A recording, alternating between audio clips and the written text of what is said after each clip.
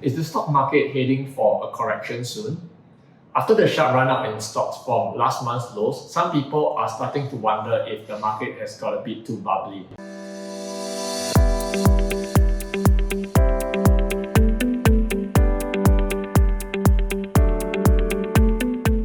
Hi, this is Spencer, founder of Synapse Trading. I've been trading and traveling across the world to inspire and teach people how to do the same. In this post, I'll be comparing the different stock indices as well as some other products to see if there are any good trading opportunities in the market now. Now, the first thing that you want to look at is Bitcoin, right? We have seen the meteoric rise of Bitcoin over the last few months.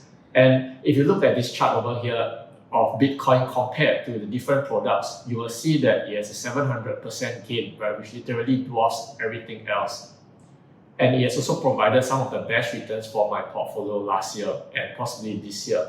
So looking at the strong trend, it does look like there's still a lot more upside to go. So I'll still be holding on to it for now.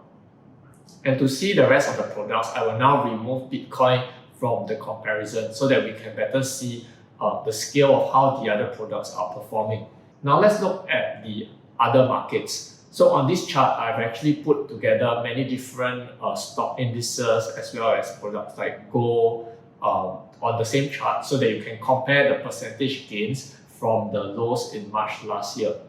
So you see that the top three performers are the three US stock indices, and the one with the candles is the S&P 500, the other two being the Dow Jones Index and the Nasdaq. So the Nasdaq had the sharpest recovery at the start in March last year, but recently the other two have caught up because in the recent weeks we have seen the Nasdaq correct sharply, whereas the other two have continued to go up but not correct as sharply as the Nasdaq. So if we look at where we currently are at the moment, the three US stock indices are pretty much about the same. Next, if we look at the line in dark purple, this is a China ETF, right? It's an ETF for China stocks, and it is one of the ones that I invest in, and it also had a good run. And so far this year, it is almost on par with the Nasdaq. However, in recent weeks, it has corrected sharply together with the rest of the China market. So it's actually performing worse than all the three US indices. The STI index, which is the benchmark for the Singapore market, was pretty much lackluster last year.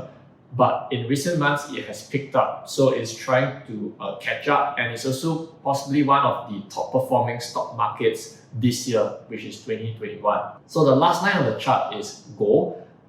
To be more specific, one of the gold ETFs, IAU, which I hold, it seems to have hit its peak in August last year and has been on a downtrend since. So gold hasn't been doing that well in recent months.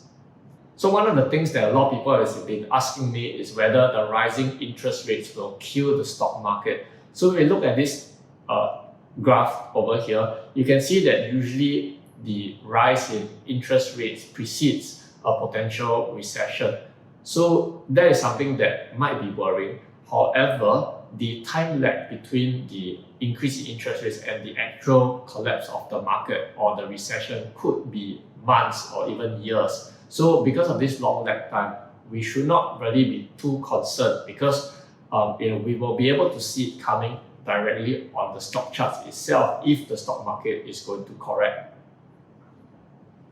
So looking at one of the charts that I posted, we have seen that the US 10-year T-note futures have actually been breaking new lows, and this is a potential bearish sign for stocks because usually the bond prices tend to lead the stock prices, right? As you can see from Investopedia. So since the yields have continued to climb and the bond prices has continued to drop, this naturally led to a correction in the stock prices. But to see whether it can continue dragging down the stock market, that is something that remains to be seen. Okay, looking at the charts of bond prices, which is an inverse of the interest rates, we can see that it peaked around the same time that the stock market bottomed, which was in March 2020, and in recent weeks it has been dropping faster. So this in itself is not necessarily a bearish indication for stocks because it's more of a sign of potential rising inflation. right? Because rising inflation is actually the trigger that or is the bearish signal for stock prices. So as long as the inflation remains low, even with rising interest rates, it may not necessarily be bad for stock prices. So the best way, as I said earlier, is still to check the charts of the stock indices to see how they are actually performing.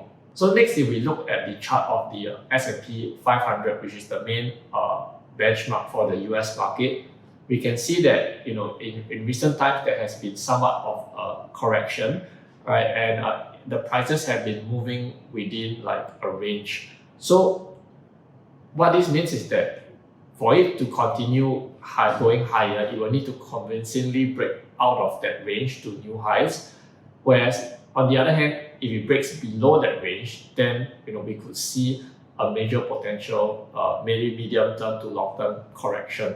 So I would say that the market is now at quite a crucial point while it is within the range. So in recent weeks, we did see a forced breakout to the downside where the prices tried to break out to the downside of the range, but immediately reversed the next day back into the range. So this shows that there's actually some buying pressure, which is in itself a bullish sign. But I would say that it's not that strong a bullish sign because we will still ultimately need to see prices break out of the range to the upside and make new highs. In this market update, I've covered the different markets such as bonds, stock indices, Bitcoin, gold, as well as interest rates and how they correlate with one another.